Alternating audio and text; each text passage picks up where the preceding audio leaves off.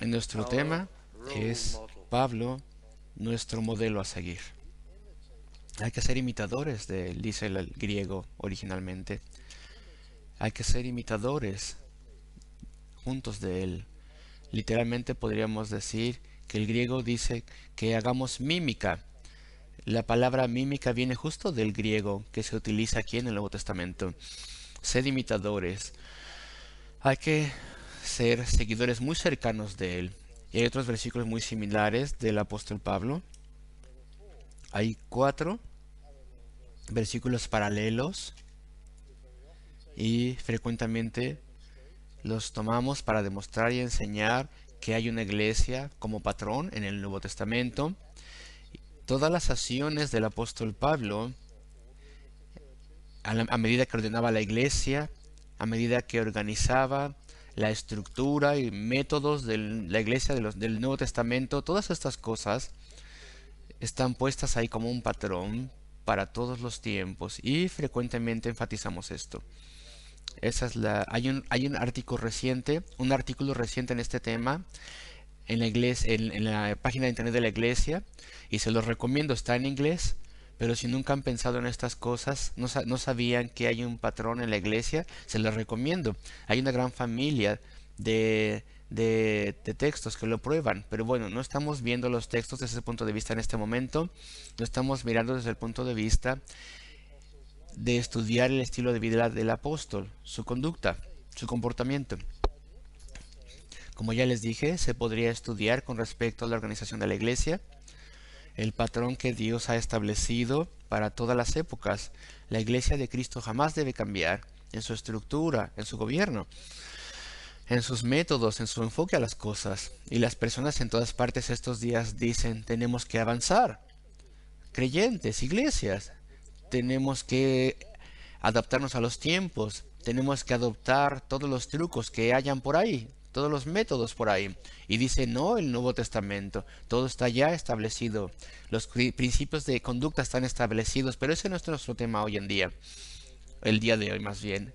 Nuestro tema el día de hoy es, hermanos, sed imitadores cercanos de mí, y mirad a los que así se conducen según el ejemplo, estos otros apóstoles, estos asistentes apostólicos, mirad a los que así se conducen, de modo que tengamos un ejemplo. Esa es una palabra muy interesante.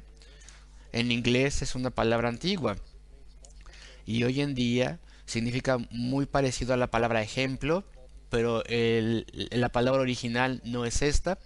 Y es una pena que se haya perdido la palabra antigua. La palabra de antes, de hecho, es más fuerte, porque nos detiene, nos arresta, por así decirlo.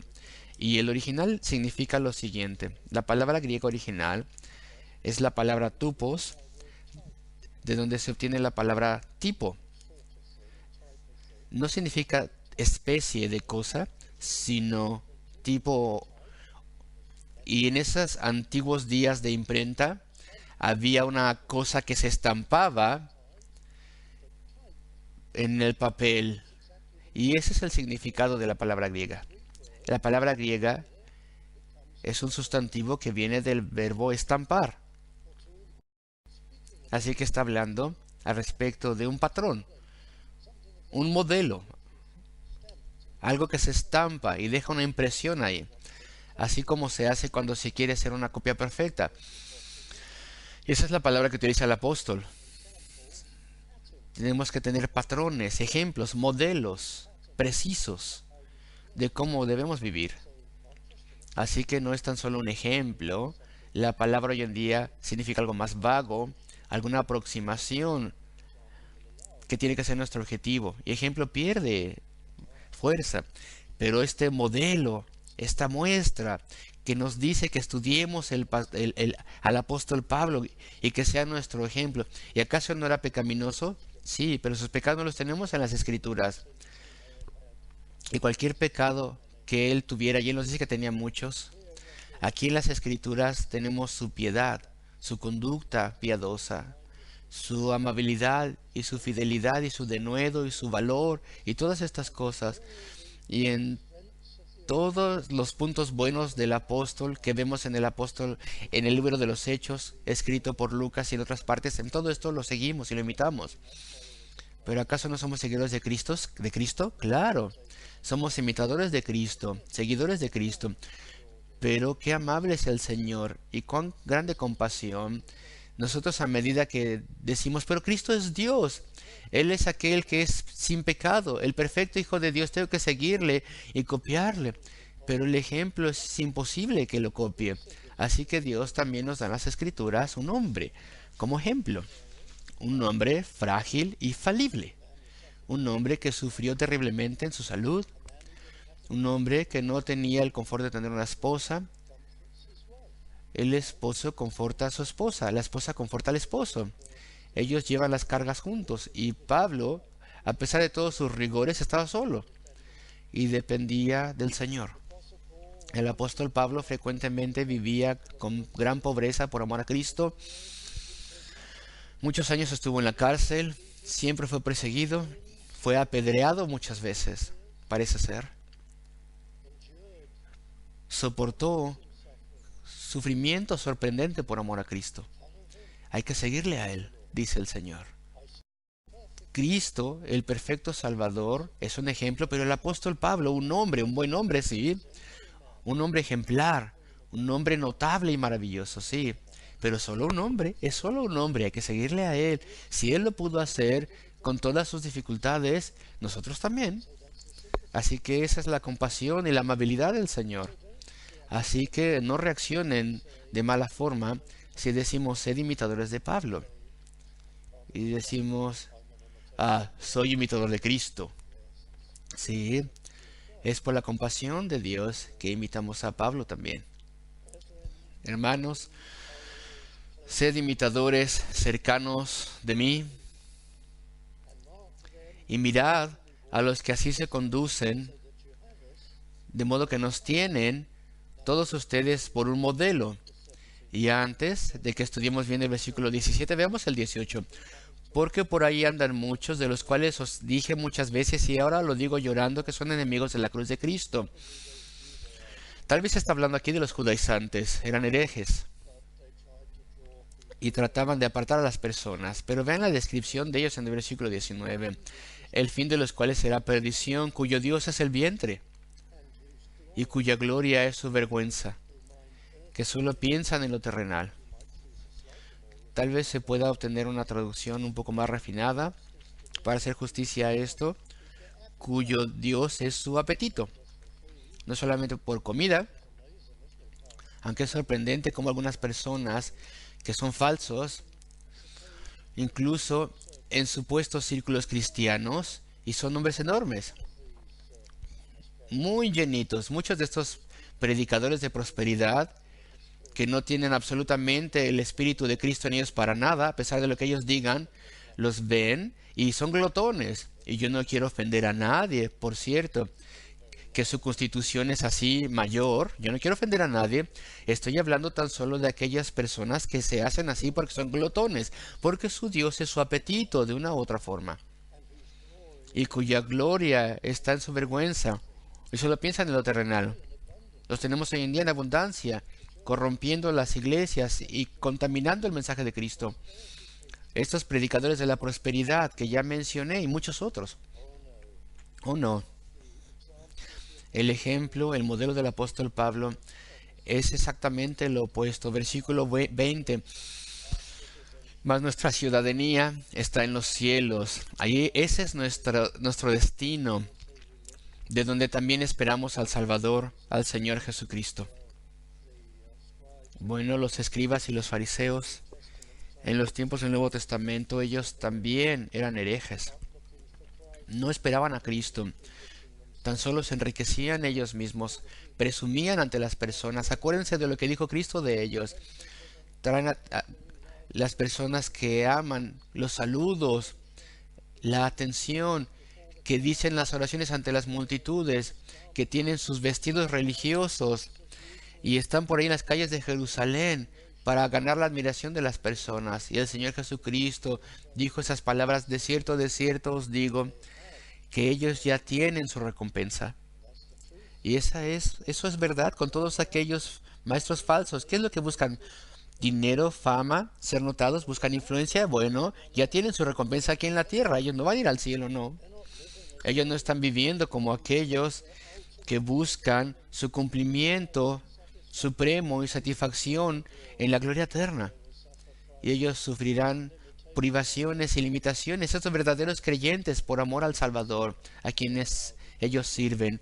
Y ahora veamos el ejemplo del apóstol Pablo. Hermanos, versículo 17, sed imitadores de mí y mirad a los que así se conducen, según el ejemplo que tenéis en nosotros. Hablemos un poco al respecto de las enfermedades de Pablo. Bueno, era corporalmente débil, pasó su vida viajando, con periodos cortos tan solo, de estar en un lugar por un cierto periodo de tiempo, en Efeso, por ejemplo, por un tiempo dado, no demasiado tiempo en ningún lugar, un prisionero enfermo, y se dice que como orador no era impresionante, y yo no lo sé, eso se decía en Corinto, porque a ellos les gustaba la oratoria griega, les gustaban las palabras finas, y Pablo lo despreciaban. Y qué tragedia. Él no era un hombre guapo, desde luego que no. Tal vez estaba encorvado por su enfermedad, estaba pálido, tal vez sus características. Y bueno, es que las tradiciones antiguas le describen de una forma muy pobre. Y yo no sé si esto es verdad o no, pero esas tradiciones antiguas le describen como jorobado y feíto. Así que no era uno que era impresionante ante los incrédulos y tenía gran oposición en contra de él. Déjenme ir a Hechos 9. Lo leímos en la lectura de la palabra. ¿Qué pasaje tan hermoso es este? Y vamos a comenzar mirando poco de la vida del apóstol Pablo. ¿Cómo podemos hacer justicia a esto en un solo sermón? Saulo, versículo 1, respirando una amenaza y muerte contra los discípulos del Señor, vino el sumo sacerdote. Voy a brincarme algunas partes, saltarme unas partes porque sé que conocen estas palabras. Y a medida que iba a Damasco, cerca de Damasco, repentinamente le rodeó un resplandor de luz del cielo, una luz del cielo resplandeciente, y Cristo se reveló a él de forma notable. Y tuvo gran convicción. Él conocía el mensaje de Cristo. Él sabía exactamente qué enseñaban los cristianos. Él era un experto en ser oponente de ellos. Era un experto en persuadir a las multitudes judías de no escuchar a los cristianos. Él, él sabía, bueno, él pensaba en qué puntos exactamente estaban mal. Él conocía el mensaje de Cristo, pero lo ponía de lado y se rehusaba a creerlo. Él estaba perdido en su incredulidad y se oponía de forma vehemente a ellos. Y entonces cuando Cristo se apareció a él no necesitó más predicación, él no necesitó el Evangelio, él no necesitó hechos. Él sabía todas estas cosas ya. Y en cuanto Cristo se reveló a él, fue como 1000 sermones para él. Él es el Señor. Él está vivo. Él es verdad.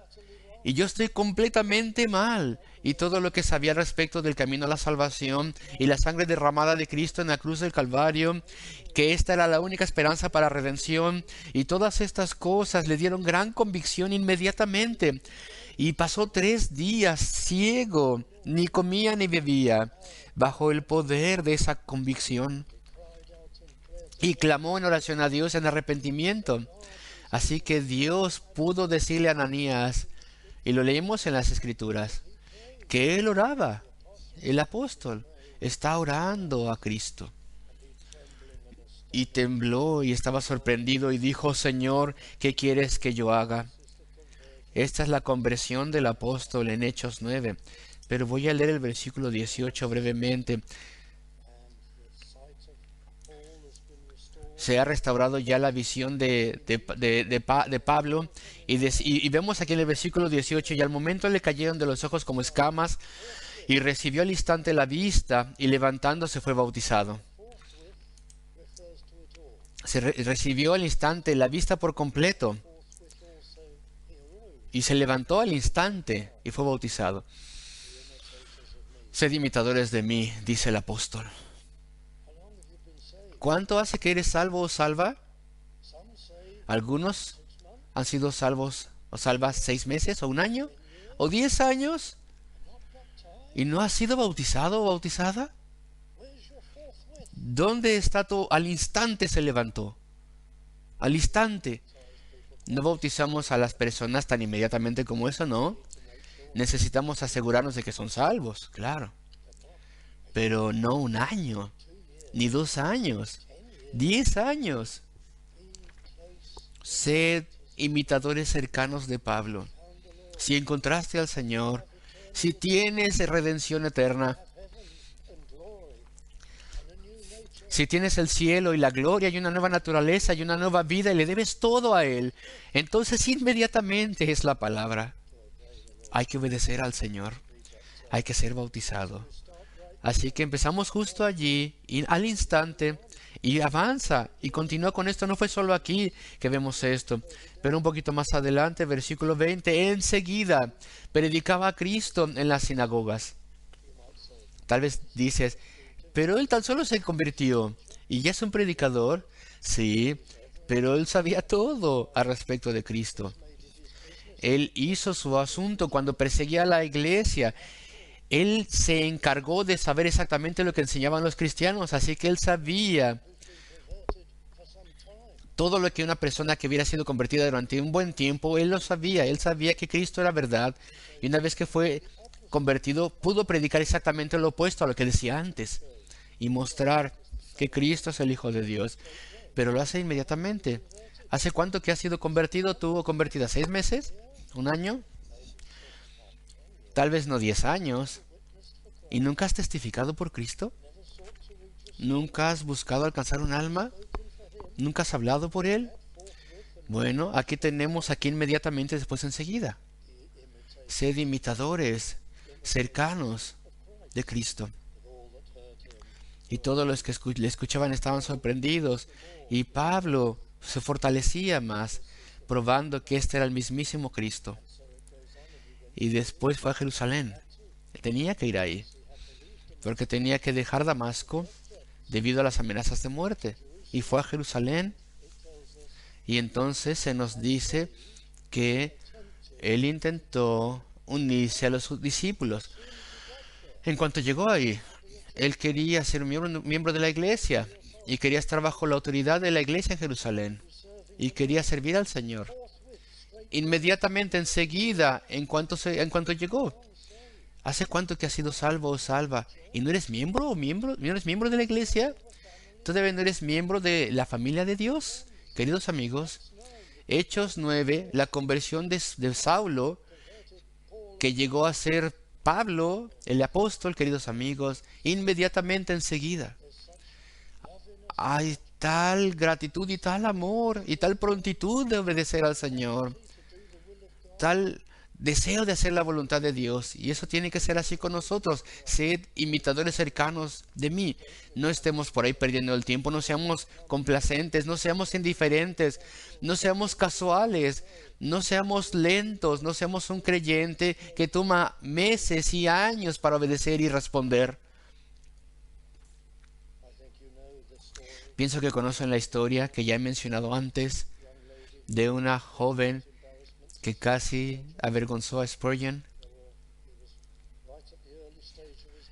Al principio de su ministerio era muy joven y él todavía hacía bautismos él mismo. Y había muchas personas que estaban siendo bautizadas y todos habían sido preparados para el bautismo para los ancianos. Habían sido entrevistados y se le habían preguntado cosas a ellos. Había una jovencita, una sierva de la comunidad como 18 años, y llegó al bautismal. Y la práctica de Spurgeon era preguntar mientras las personas estaban paradas en el agua. Y entonces le dijo a esta jovencita una pregunta extraña: ¿crees que el bautismo quita el pecado? Y se consternó y ella respondió: sí, creo que sí. ¡Uy! ¡Uy! Y después Spurgeon le hizo otra pregunta. Le hizo La pregunta otra vez, ¿crees que el pecado quita el pecado? ¿Crees que el bautismo quita el pecado? Le preguntó Spurgeon otra vez y ella dijo, sí. ¿Y cómo llegó ahí entonces? ¿Cómo pasó la entrevista de los ancianos si ella pensaba que el bautismo quita el pecado? Entonces le preguntó, ¿y cómo entonces, querida, quita el pecado?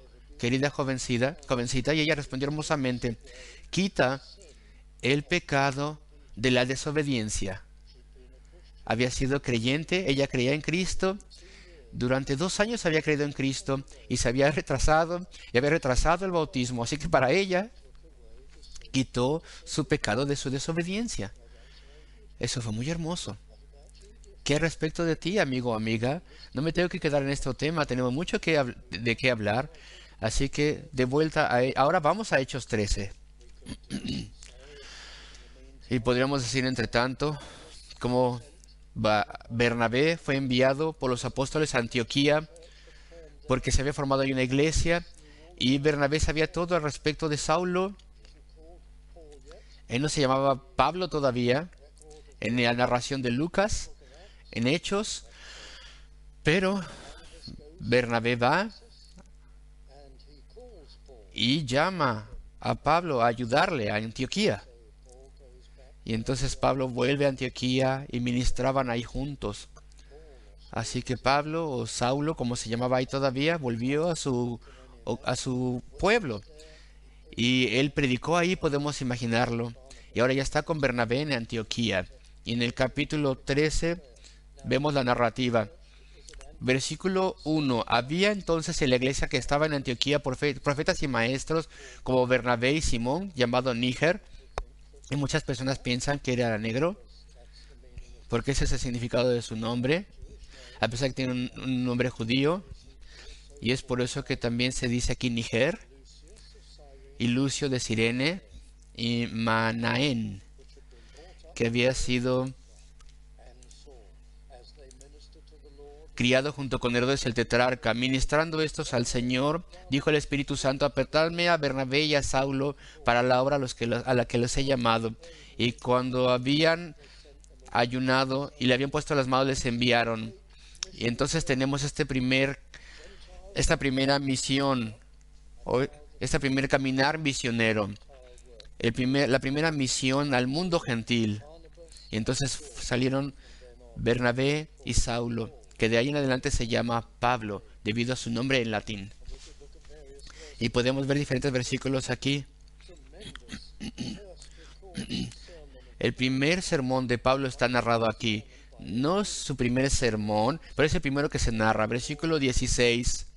Entonces Pablo, levantándose, hecha señal de silencio con la mano, dijo, varones israelitas, y los que teméis a Dios, oíd. Eso fue la sinagoga. Y tenemos este sermón hermoso y largo que predica aquí.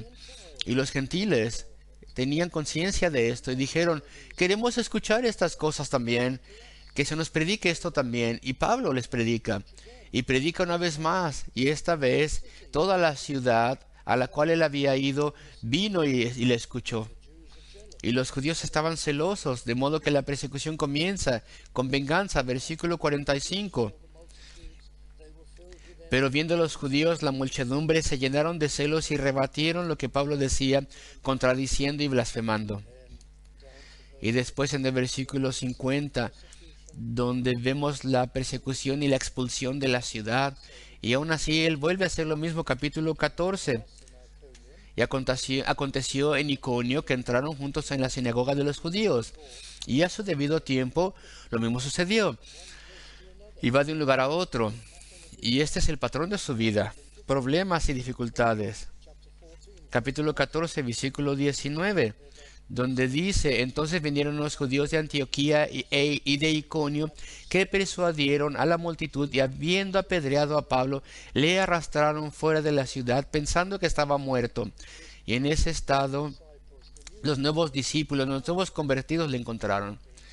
Había sido herido de tal manera que estaba inconsciente y pensaban que estaba muerto, y de forma no ceremonial lo echaron fuera de la ciudad. Y ese fue el comienzo de muchas tribulaciones. El patrón de su vida, violencia, y intentos de asesinato en su contra, infiltración de las iglesias que había fundado a través de los herejes judíos, apedreamientos, desacreditamientos. Muchas personas trataban de negar que él era un apóstol, decía todo tipo de cosas en contra de él. Sufrió deserciones también de ciertos obreros con él. Encalló su barco, fue a prisión. Ustedes saben la historia del apóstol Pablo.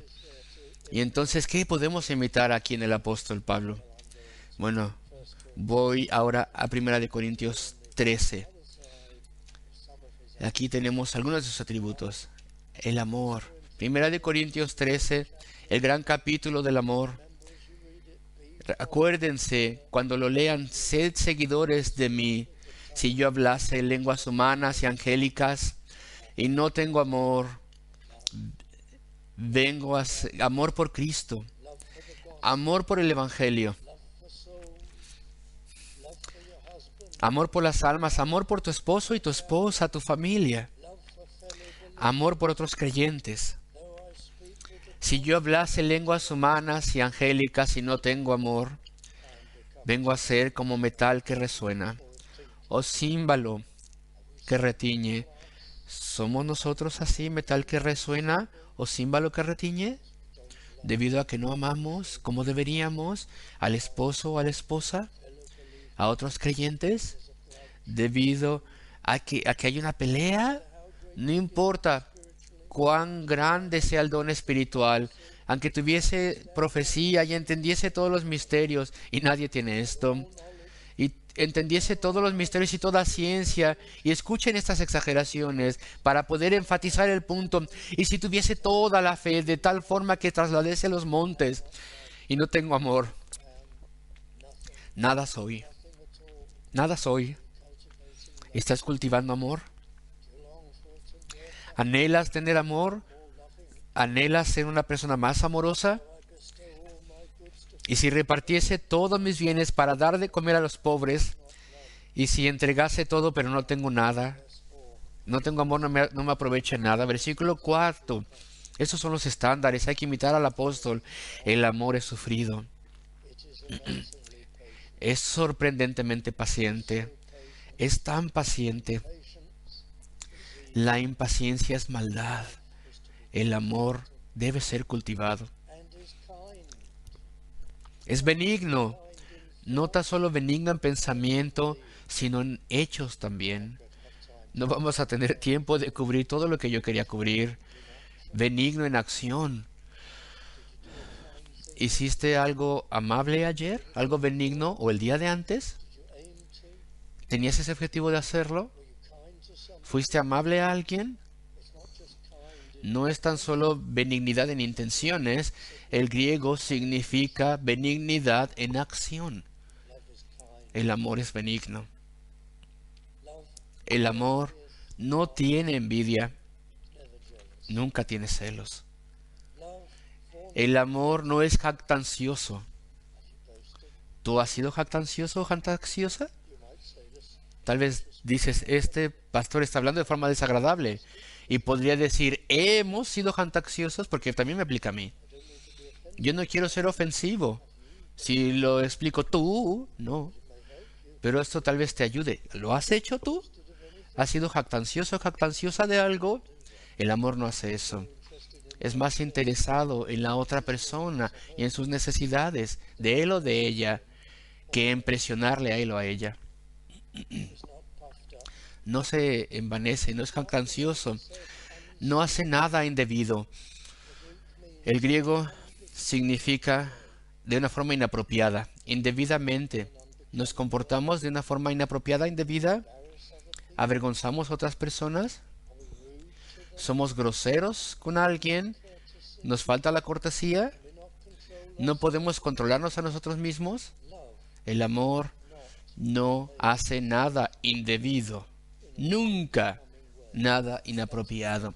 Esa es la evidencia del amor propio, no de un amor hacia otro. No busca lo suyo, sus propias cosas. Ese es el problema conmigo o contigo. Queremos nuestras propias cosas de nuestra propia manera, no podemos rendirnos a otras personas, a los sentimientos, a las opiniones, a la sensibilidad de otras personas, de tu esposa o tu esposo. No guarda rencor, no pierde el control, no tiene gran ira, no se enardece. Cuán sensibles podemos ser a veces, tan irritables, cuán fácilmente nos enardecemos. No significa que no haya amor. Yo amo, pero tengo un pequeño mal carácter. No, dice las Escrituras, no tienes amor. Esa es la verdad. No. Sí. Ese es el enunciado de Dios. Si nos enardecemos, no tenemos amor. O tal vez es amor por ti mismo o ti misma. Te amas más a ti mismo, a ti misma que a nadie más. Pierdes el carácter con tu esposa. Te amas más a ti que lo que le amas a ella, etcétera. Sed imitadores del apóstol. Hay que tener una gran cortesía y paciencia. Eso es lo que tenemos que hacer. Eso es lo que Dios nos ayudará a construir. No es fácilmente provocado. No está pensando en lo malo siempre. Ese hombre hizo algo mal. Esa mujer hizo algo que no está bien para ser creyente. Esa persona está buscando perdón ante el Señor. Espero que lo haya hecho. Es perdonada o perdonado por Dios. Y yo no le voy a perdonar. Yo me acuerdo lo que dijo. Yo me acuerdo lo que ella hizo. Y va a haber una brecha conmigo o voy a pensar en lo malo. Una razón por la cual pienso en lo malo y lo recuerdo cada vez que lo ha hecho es porque me hace sentir bien. Me siento superior. Ella hace esto, él hace esto. Oh, no. De hecho, es mi autoamor y mi falta de tener respeto o consideración o afecto por esa otra persona. Y no puedo imaginar ni por un momento que esa persona jamás haya arrepentido y haya sido perdonado o perdonada. Así que voy a mantener esto vivo. Eso es terrible. Eso es terrible. Eso es falta de amor muy grande. Sí, he hecho esos errores algunas veces, pero no es un error que tú hayas hecho, es que no tienes amor. Y no te has arrepentido de eso y no has cultivado el amor. Eso está detrás de esto. Eso es lo que tenemos que entender de este hermoso capítulo, profundo capítulo. No hace nada individuo, no busca lo suyo, no se irrica, no piensa el mal, no se goza en la justicia, más se goza en la verdad, todo lo sufre, todo lo soporta sin importar qué esté pasando, tal como lo hacía el apóstol, todo lo cree. No significa que el amor es ingenuo, sino que confía en las promesas de Dios y confía en ellas, y cree en las cosas que están bien y no son cínicas. Algunas personas son muy cínicas y dicen, ¿has escuchado? Tal persona ha encontrado al Señor. Sí, yo creeré eso cuando lo pruebe 1000 y 1000 y 1000 veces. Soy cínico o cínica, soy creyente, pero soy cínico o cínica al respecto del poder de Dios y soy renuente a creer nada. Hay que tener cuidado. Tenemos que tener renuencia a creer ciertas cosas, claro, porque hay muchas cosas falsas. Sin embargo, yo no debo ser cínico o cínica, y si lo soy, y siempre estoy diciendo, incluso las palabras de buenas personas, de acuerdo a esto, es un síntoma de que se ha desaparecido el amor. Así que soy cínico o cínica y no confío, incluso en las cosas gloriosas. El amor tiene un deseo de creer. Eso es lo que significa esto. El amor nunca falla. Nunca falla. ¿Alguna vez alguna persona ha dejado su puesto? ¿Alguien ha dejado su clase de escuela dominical? ¿O ha dejado de lado el servicio al Señor? El amor nunca falla. Es debido, tristemente, lamentablemente, tal vez no se encuentren bien, o tal vez tiene miles miles responsabilidades, tal vez haya buenas razones, pero muy frecuentemente es porque el amor ha fallado. El amor perdura. Voy a ser fiel a esta clase, a estos niños, a esta iglesia, a mi llamamiento al Señor, a mis deberes espirituales, debido a que amo las almas y tengo compasión por ellas. El amor no falla y no decepciona a las personas. Así que los síntomas ahí subyacentes, la causa de los síntomas es una falta de amor. ¿Cuánto el apóstol amó? Lo opuesto es el amor propio. Nuestro tiempo se está acabando. Segunda a los Corintios, capítulo 1, por favor. Versículos 3 al 6. Bien, bendito sea el Dios. Aquí está como el apóstol podía lidiar con todos los problemas que él encontraba. Bendito sea el Dios y Padre de nuestro Señor Jesucristo, Padre de misericordias y Dios de toda consolación, el cual nos consuela, nos conforta. La palabra en el griego es nos conforta, nos anima, nos consuela, nos exhorta en todas nuestras tribulaciones, para que podamos también nosotros consolar a los que están en cualquier tribulación. ¿Acaso no es esto notable? Lean estos versículos una y otra vez, queridos amigos. ¿Lo notaste ya? El apóstol no dice tan solo cuando soy apedreado y abandonado y cuando la ayuda no viene y cuando soy perseguido. Entonces Dios me conforta y me consuela. Vamos a decir como en un momento, qué maravilloso es esto, pero no tan solo dice esto. Su corazón siempre va para otras personas. Dios me conforta, dice, de modo que yo pueda ser capaz de confortar a otros con ese mismo confort de Dios. Incluso cuando tenía confort el apóstol de Dios, él tomaba este confort para poder ayudar a otros. Ese es el tipo de personas que deberíamos querer ser. Ese es el tipo de personas que incluso cuando somos confortados, de pronto piensa que alguien necesita esto. Alguien más necesita ser levantado y fortalecido y ayudado. Hay que pasarlo a otros en cuanto podamos. Sería mucho más confortable quedarnos con el confort que se nos ha sido dado y disfrutarlo.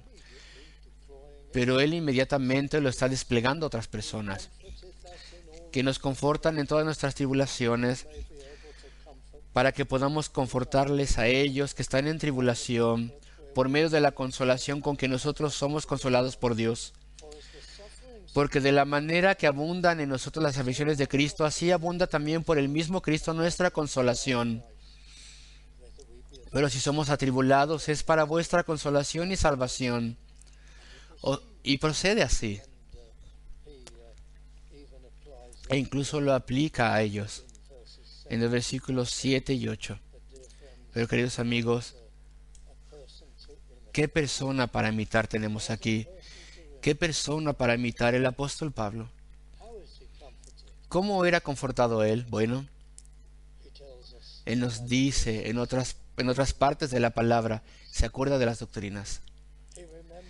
Se acuerda de la bendición de su propia salvación. Cuán amable Dios ha sido para conmigo, dice el apóstol Pablo. Yo era un perseguidor, dice él, y causé tanto dolor. Las personas murieron debido a mí, y debido a que yo les cargué con herejía, hice cosas terribles. A mí, entre todas las personas, me alcanzó la amabilidad y misericordia de Dios. Y cuando él pensaba en esto, y en la misericordia que Dios le daba, y su lugar en el cielo, y su labor en la tierra, su corazón se derretía. Y los problemas que tenía eran nada. Queridos amigos, esa era una forma en la que él obtenía confort. Él se confortaba también con las promesas y las doctrinas de Dios. Él se confortaba pensando al respecto de la fortaleza que Dios le daba para sostenerla y levantarla del del suelo cuando fue apedreado, y la fortaleza que Dios le dio en respuesta a oraciones para levantarse y proceder. Estos nuevos convertidos fueron enviados por Dios que curaron sus heridas. Y él alababa y daba gracias a Dios por la evidencia de su poder y su amor. Y eso pensaba, debido a que yo estaba en tal lugar, ellos me sacaron del pueblo, hicieron cosas terribles, pero debido a que yo hice eso, ahora hay una congregación de 60 y tantas personas ahí que aman al Señor y que le sirven y que están alcanzando a otros también. Así es como él obtenía su confort. Él obtenía de las cosas espirituales. ¿Y de dónde obtienes tú el tuyo? Ay, hoy me siento triste. Estoy pegado a la televisión. Estoy viendo entretenimiento secular. Estoy haciendo cosas terrenales. Voy y compro cosas que no necesito. No, sé imitador del apóstol. Hazlo de la forma bíblica. Y ya no tenemos más tiempo para más. Ya estoy llenando demasiadas cosas vuestras mentes. Quería hacer muchas más cosas, pero tenemos que cerrar aquí. Sed imitadores, seguidores de mí, y consideraos como un modelo, un patrón a seguir exacto. Estas cosas nos rectan, nos dan convicción y son muy útiles para todos nosotros.